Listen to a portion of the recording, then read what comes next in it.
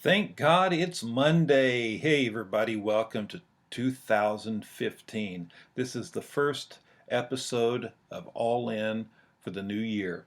I think you're going to like this week's episode. We began a two-part series on how to upgrade your life for 2015. In this, you're going to learn some powerful tools and lessons that'll help you make the best of your life for this upcoming year. Enjoy. Hit it, Elizabeth.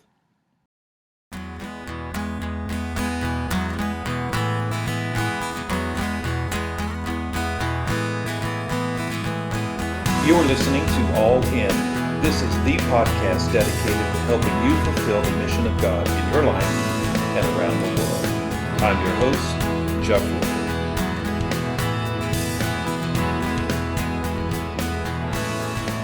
Hey everybody, welcome to this week's episode of All In, a podcast dedicated to helping you fulfill the mission of God in your life and around the world. Welcome to 2015. Can you believe it? We're already about halfway through the month of January.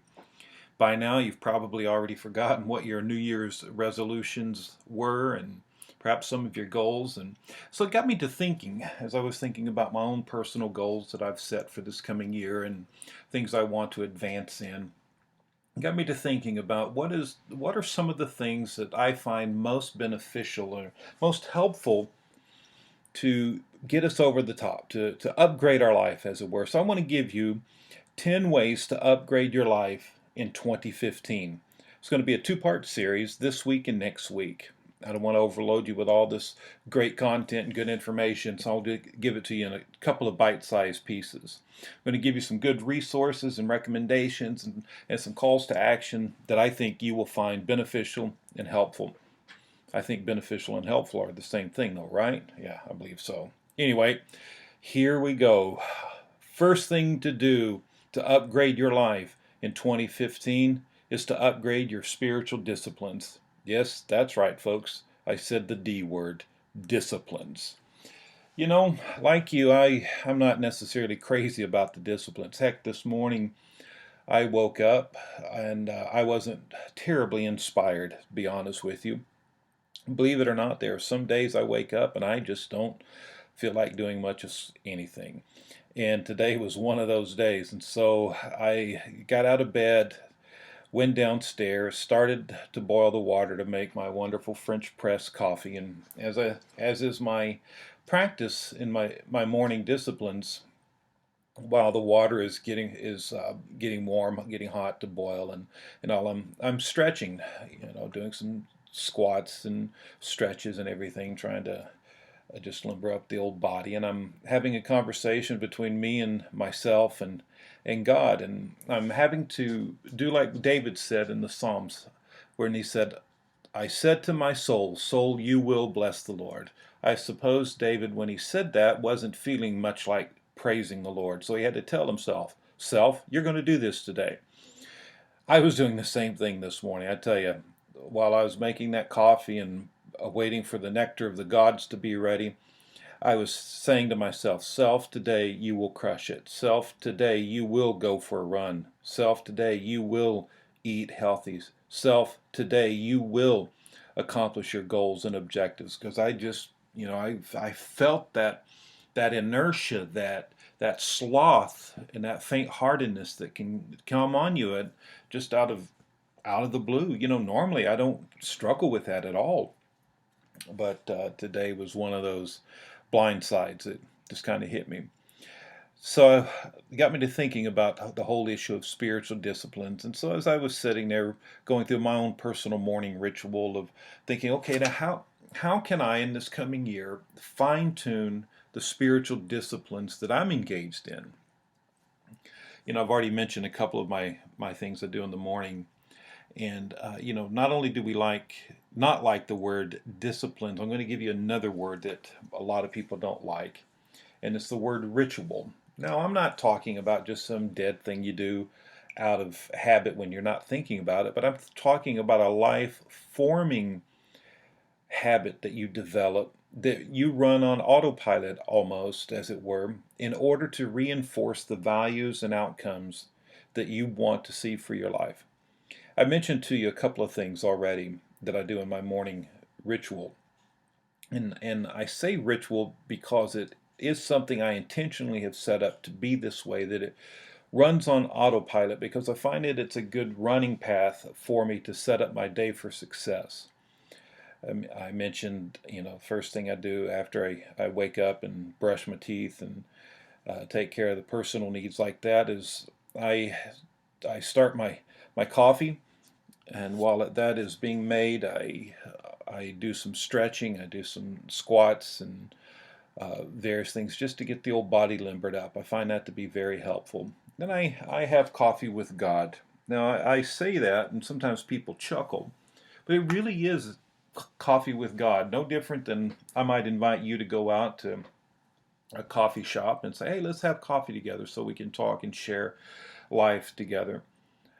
My morning time is my coffee with God, and I really do see myself sitting there having coffee, talking to God about the various things that are on my mind, on my heart, as well as the things that are on His mind and on His heart. And we have this glorious exchange. And, one of the things that I have found that when I go into this is my mind likes to play games with me. My mind likes to race ahead. I call it a parade. I have the whole parade of life coming through my mind. And one thing I have found as a personal discipline that helps me to slow my mind down is journaling. Now I have a pen and paper journal. I know some people like to journal using their computers or their iPads or their Android devices, whatever it is that they use. And that works great for you if that works great for you. For me, it's a terrible tool because, well, I get distracted. I have a serious case of ADD sometimes when I get on internet connected tools. I'll be sitting there writing about something and then in my journal and, mention something in it and gets, hey, I wonder about this. And so I'll ask Google, hey, what about this? And next thing you know, I've spent 15, 20 minutes on the internet, lost on the web, and that's not what I'm wanting to do in the morning. So I avoid the internet in the morning, and I've got my journal, and it normally starts off something like yesterday. I'll just start with the word yesterday, and I'll reflect back on the day, and sometimes I'll write down what I'm praying about, the things that are consuming my thoughts, and the main reason is not to keep a record of it so that I can look at it in some day in the future, even though I have actually found myself doing that from time to time, but mostly it's for the benefit and the purpose of slowing my mind down. It's almost like, the mind's running at 500 RPMs and God only speaks at about 78 RPMs, or maybe even sometimes at a 33 and a third RPM. We've got to get it down so slow that God can speak to you, where your mind is not racing, your emotions are not out there just grasping at things, but you're slowing down, you're focusing, and it's really helped me. That singular discipline has helped me more than anything else that I've ever done to help control my mind, to control my uncontrollable thoughts. So I'll spend some time journaling, and sometimes it'll be a page or two, sometimes 3 pages, just depends uh, on the day. And then I'll spend some time reading devotional books. And when I say reading devotional books, I'm not talking about what is commonly referred to as a devotional book. I'm talking about a book, doesn't matter what the content of the book is, as long as it is a book that is appropriate to that season of my own devotion and growth. It could be a book on European history because I'm, like, for example, I've been doing quite a bit of work in the Balkan region of Europe, and I want to really get to know that place. I want to know its history, its values, its culture. And so I've been reading some books on the history of the Balkan region.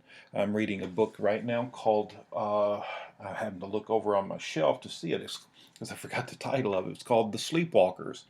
And it's on the whole lead up to the launch of the First World War that happened there in the Balkans. And then I've got a couple of other books that are in the stack there that I'll read those because that's helping me in the current realities of my own journey with where I'm at with Jesus. I'll also be reading various commentaries and books that passages of scriptures that I'm studying. I've been stuck in the book of Romans joyfully stuck, not reluctantly stuck, joyfully stuck in the book of Romans for almost 2 years now. And so I've read some commentaries in the mornings and various theological and scholarly materials on the book of Romans that just helped me grow in my understanding and appreciation of that great letter. So when I talk about reading in the mornings, I'm not talking about reading, some, goofy fiction novel like, whatever you might be into. Uh, I'm talking about books that are appropriate to this season of your own spiritual, emotional, mental growth as who you are as a person who's committed to be all in pursuit of the mission of God. The other aspect of my morning ritual that I find very important is setting boundaries. Now I have to set boundaries. I've already mentioned, with the internet, I do my best not to check email till I've been up for a couple of hours. Same thing with Facebook, and try not to set meetings in the mornings if I can at all avoid it. A lot of times people like to meet with you for breakfast, and honestly, that breakfast time, those first several hours of the morning from about 5 o'clock in the morning on are just my prime time, and I prefer to use that for my prayer and devotional time.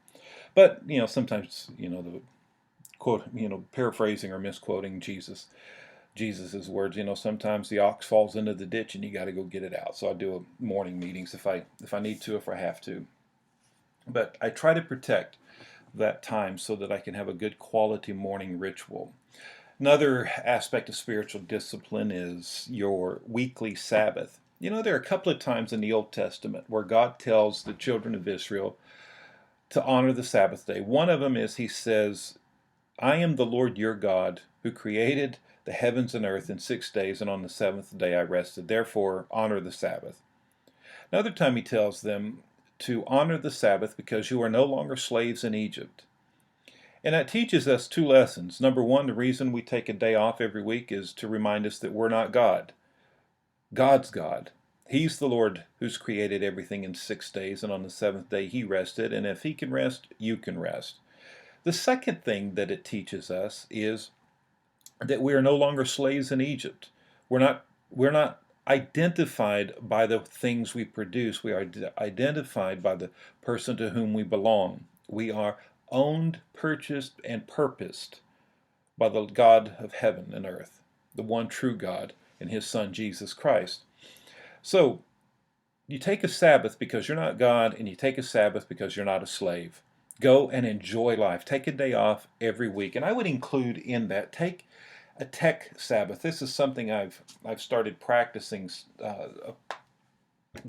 honestly, if I can confess, not perfectly well, but I really do try to do this every week, is avoid technology. Now, that doesn't include television because I enjoy, sitting and watching a show with my wife or something like that. But, checking emails, keeping up with all the data that I have to keep up with. I like to get away from the computer and the iPad and the iPhone and all, and do that for at least a 24-hour period where I have a tech Sabbath where I'm completely disconnected and just reconnecting with the rhythms of life and the things of this life that make life enjoyable. Speaking of that, I did something just before the Christmas holidays.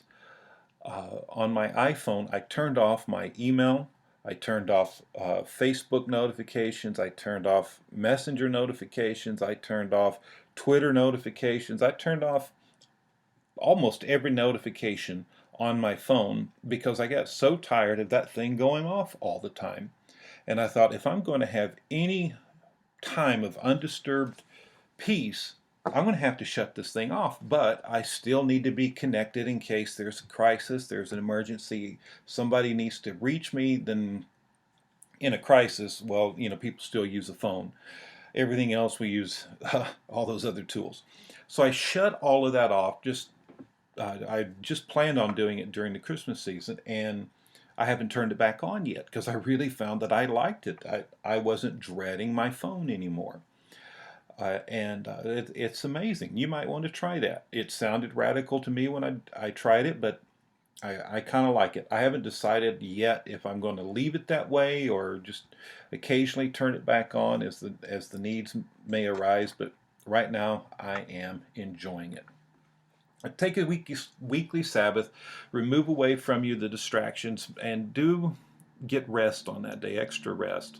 Another part of your spiritual disciplines is developing some seasonal times for rest and restoration, as well as for prayer and planning.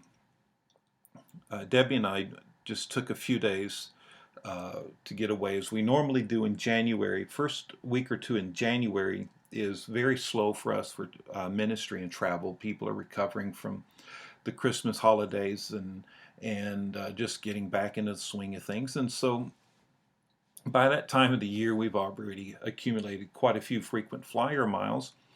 And one of the things that we had done early on in our marriage was we bought into a vacation condominium ownership program through a company called Worldmark. And so it ends up, we end up, and it cost us a fortune back then. Well, a fortune to us. I don't even know what it costs nowadays to do it, but it allowed us to buy into a chain of condominiums. And these condos are in various locations, and we have some in Hawaii, some in Mexico, and some in other places, and a lot of them in the Pacific Northwest. And so, growing as our family was growing, it allowed us to be able to go to these condos for 1 or 2 weeks every year, and not cost us anything other than just the normal fee of what we had paid to become a part owner. It's not a timeshare, where you buy the third week of January of every year. It's a totally different program than that. Now, anyway, you're not interested in all of that. The point of it is, because we have that ownership, and we bought that 20 years ago when the company first started, and then with our frequent flyer miles, every January we're able to go somewhere basically for free, and we'll spend 1 week to 10 days, sometimes 12 days, and sometimes we'll stretch it out even more. I still work. I'll get up and I have blocked off time that I'll work, and then there are other times go for runs, go lay on the beach. We were in Mexico at the beginning of this year, and and can I confess something to you? As missionaries, we normally don't tell people when we go on vacation, because you always get a little snide remark from somebody going, "Oh, geez, is that why we're giving you money so you can vacation?" Well, everybody vacations, and if you support missions and a missionary or missionaries, and you find out they go on vacation, applaud them for it. Tell them thank you. You want them on the field for a long time, and taking care of themselves is a good way to stay there. Anyway, on we go. Number one is upgrade your spiritual disciplines. Number two, upgrade your diet and exercise. And when I talk about diet, this is what I mean. Diet is something you do as a lifestyle to gain health, not something you do for a season to lose weight. Now, a lot of times when you talk about, well, I'm on a diet, well, that means you're on the Atkins diet, or you're on the Weight Watchers diet, or you're on the tofu diet, or whatever is the latest, greatest thing. I'm not talking about that. I'm talking about changing the way you eat on a regular basis. Now, this has been a new discovery for me, I hate to confess, but I am enjoying it. It started for me out of some health crises in my own life, with blood pressure and all the wonderful things that come with that, like strokes and heart attacks, and being put in the hospital on the verge of one of those. And so I've really had to make some changes. And a couple of books that helped me in that were a book called Grain Brain by Dr. David Perlmutter, and another book called Wheat Belly. And we'll include the links to these references, and all the references I give you, all the books I give you in this podcast, we'll give them in the show notes. So check those out. Wheat Belly by William Davis, and Grain Brain by Dr. David Perlmutter. Basically, what you'll end up with those two books is no sugars, no grains, because those things are killing you. Let me give you an example of personal experience with this. I used to experience really bad headaches on a regular basis. Now, I have a friend of mine that has perpetual migraine headaches. And so when I say I have bad headaches, I cringe because that guy's got some seriously bad headaches all the time. But I would have the kind that would wake me up in the middle of the night, pounding, and my head just feeling like it's going to explode and barely able to, I'd just go into the bathroom and take 2 Tylenol and 2 ibuprofen, best I could get for legal over-the-counter stuff, and take those, and a few hours later have to take more and eventually shake. And that would be a fairly common occurrence, multiple times during the course of a month. Well, when I cut out the wheat, when I cut out the grains, when I cut out the sugar, that all went away. The only time I've ever had those headaches come back was over this recent Christmas season when I fudged. Well, not only did I fudge, I ate breads and grains and sugars and things that I really shouldn't, and then wham, middle of the night, I've got one of those massive bad headaches where you feel like you can't see straight. So pay attention to what you eat. The other thing that I've found very beneficial in this is exercise. Now, I've mentioned in previous podcasts about my running habits. This all began back several years ago, culminating by me reading a book called Born to Run by Christopher McDougall. There are a couple of other books that I'll reference later that led me to this that were actually from neurologists because of the effects of running on the brain are actually so profound that its effects on your cardiovascular system are secondary. And we all have these private, personal horror stories of how we might end up as we get older. And mine has always been, I don't want to lose my mind. I don't want to, my heart breaks when I see people with Alzheimer's or various stages of dementia. And a couple of books I had read a few summers back were neurology books on the ways that the brain work, and they talked to both of these authors on these 2 different books that I'd read that particular summer, talked about the effects of running, and it ended up leading me to Born to Run, and been running ever since. And I think I did 4 or 5 miles today just before this podcast. And I find that if you do this, though, whether it's you choose to run or you do 30 minutes of vigorous exercise 4 to 6 times a week, you'll find that you'll be mentally clear, emotionally clear, physically more healthy. It's just amazing. Upgrade your diet and your exercise, people. Number 3, upgrade for 2015, upgrade your relationships. Now, what do I mean by that? Well, in the broadest sense of the word, I heard it described like this recently. You are the sum of the 5 people you intentionally spend most of your time with. Now think about that. It's like it says in Proverbs. The one who walks with the wise will himself become wise, but the companion of fools will suffer harm. Look around at your friends. Do you really want to be like them? Are they the kind of people that you emulate and you say, man, I'm around you because I become a better person because of your influence? Well, sometimes you got to upgrade relationship. Not that you have to throw people away. I'm not saying that at all, but intentionally seek out people who will cause you to grow. Upgrade your relationship in the way you care for one another. In your marriage, what do you upgrade how you treat your spouse? Upgrade how you treat your kids. You may be doing this for a long time. Debbie and I have been married for about 28 years now, and I still feel like I'm just now learning. Every day is a new day of learning of how I can love her and honor her and care for her. So upgrade your relationships. Make it a goal. Number 4, upgrade for 2015. Upgrade your thought life.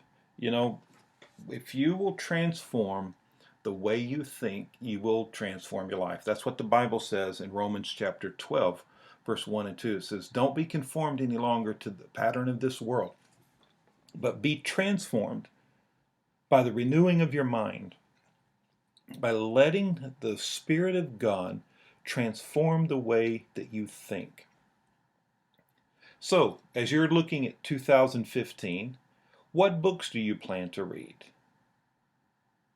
Because books become your teachers. What podcasts do you plan to listen to?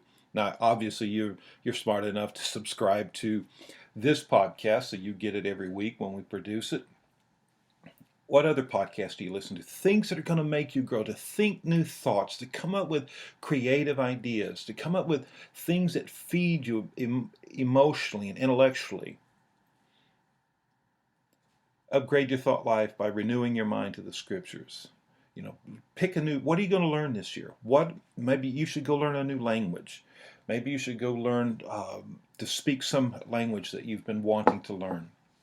Let me give you a couple of good resources that I have found that have been helpful for me on this.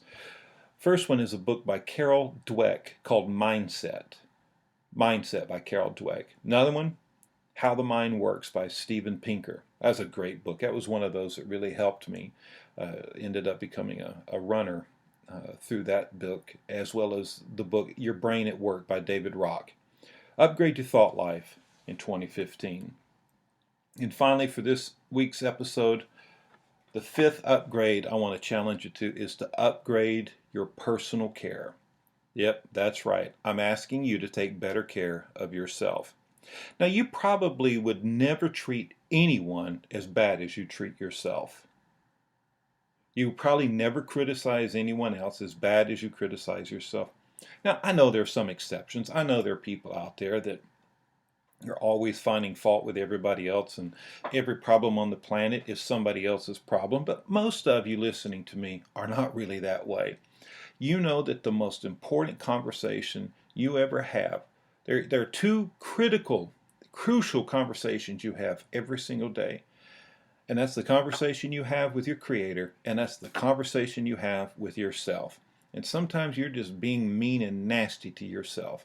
And if you wouldn't talk that way to a good friend, don't talk that way to yourself. Remember when my kids were growing up, and if they did something bad or they did something where they felt really, they were playing a game or a sport or something, and something bad, they didn't score, somebody beat them, they would go into this, like all of us do, they go into this moment of self-loathing where they were saying something bad about themselves. Oh, I'm so stupid. And I would stop them, and I would call them by name. I say, look, I will never let anyone talk about you like that. And I'm certainly not going to let you talk about yourself like that. Don't talk about yourself like that. You're better than that.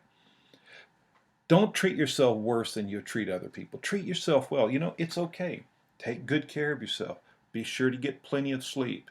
This is something that I still cringe about when I think about it. Several months ago, I was in Spain, and we had a bunch of leaders from around the world gathered there in Spain doing some stuff together, some meetings and whatnot.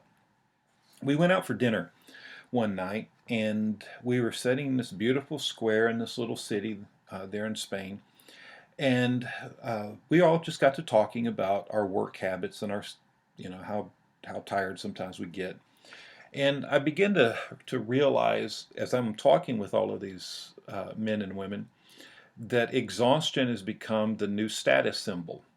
That we like to brag, as it were, about how tired we are.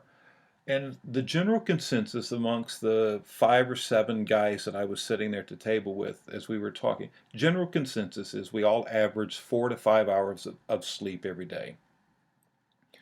And that was kind of a bragging right, it seemed like. Now, none of us were really doing that. It was actually a confession, I think.